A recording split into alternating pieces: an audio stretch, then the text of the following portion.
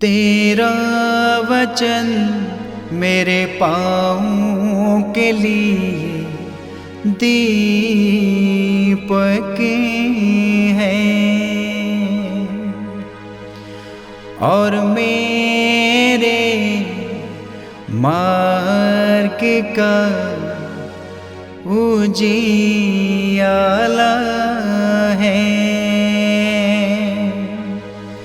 तेरा वचन मेरे पाँवों के लिए दीपक है। 6 सितंबर पहला पाठ। कुरिन्थियों के नाम संत पौलुस का पहला पत्र, अध्याय 6, पद संख्या 1 से 11 तक। यदि आप लोगों में कोई आपसी झगड़ा हो तो आप न्याय के लिए संतों के पास नहीं बल्कि अविश्वासियों के पास जाने का साहस कैसे कर सकते हैं?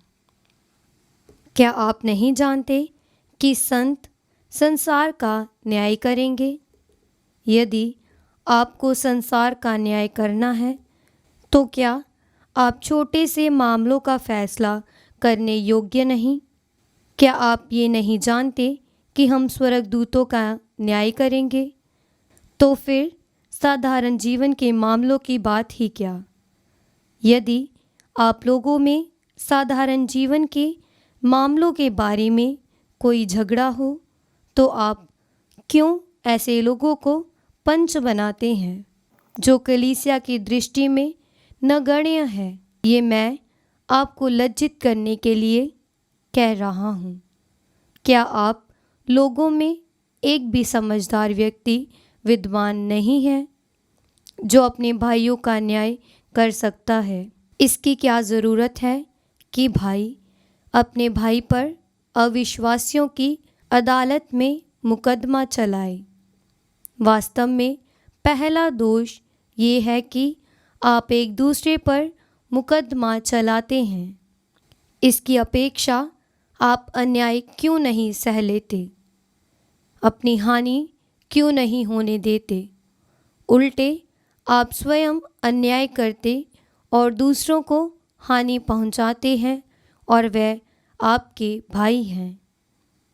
क्या आप ये नहीं जानते कि अन्याय करने वाले ईश्वर के राज्य के अधिकारी नहीं होंगे? धोखे में ना रहें। व्यभिचारी, मूर्ति पूजक, परस्त्रीगामी और पुरुषगामी, चोर, लोभी, शराबी, निंदक और धोखेबाज ईश्वर के राज्य के अधिकारी नहीं होंगे। आप लोगों में कुछ ऐसे ही थे, किंतु आप लोगों ने स्नान किया है, आप पवित्र किए गए और प्रभु ईसा मसीह के नाम पर और हमारे ईश्वर के आत्मा द्वारा आप पाप मुक्त किए गए हैं। ये प्रभु की वाणी है। ईश्वर को धन्यवाद। भजन अनुवाक्य। प्रभु अपनी प्रजा को प्यार करता है। प्रभु अपनी प्रजा को प्यार करता है। प्रभु के आदर में नया गीत गाओ। भक्तों की सभा में उसकी स्तुति करो। इस्राएल अपने सृष्टिकर्ता में आनंद मनाएं। सियोन के पुत्र अपने राजा का जयकार करें। अनुवाक्य। प्रभु अपनी प्रजा को प्यार करता है। वह नृत्य करते हुए उसका नाम धन्य कहें। डफली और सितार बजाते हुए प्रभु का भजन गाएं, क्योंकि प्रभु अपनी प्रजा को प्यार करता और पद दलितों का उद्धार करता है। अनुवाक्य। प्रभु अपनी प्रजा को प्यार करता है। प्रभु के भक्त विजय के गीत सुनाएं और अपने शिविर में आनंद मनाएं। उनका कंठ ईश्वर का गुणगान करे, इसमें सभी भक्तों का गौरव है। अनुवाक्य। प्रभु अपने भक्तों को प्यार करता है। जय घोष। हालेलुया। अनुवाक्य। हालेलुया। प्रभु कहता है, मैंने तुम्हें इसलिए चुना और नियुक्त किया कि तुम जाकर फल उत्पन्न करो। अनुवाक्य हालेलुया। पवित्र सुसमाचार संत लूकस के अनुसार अध्याय 6 पद संख्या 12 से 19 तक। उन दिनों ईसा प्रार्थना करने एक पहाड़ी पर चढ़े और वे रात भर ईश्वर की प्रार्थना में लीन रहे। दिन होने पर उन्होंने अपने शिष्यों को पाया और उनमें से 12 को चुनकर उनका नाम प्रेरित रखा।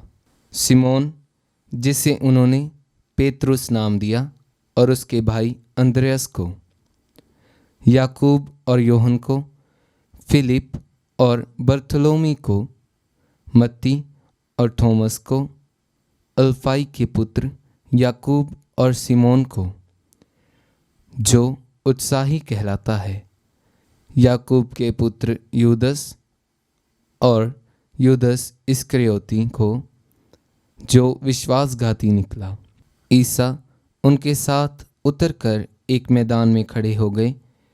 वहाँ उनके बहुत से शिष्य थे और समस्त यहूदिया तथा यरूशलेम का और समुद्र के किनारे तीरुस तथा सीदोन का एक विशाल जनसमूह भी था, जो उनका उपदेश सुनने और अपने रोगों से मुक्त होने के लिए आया था।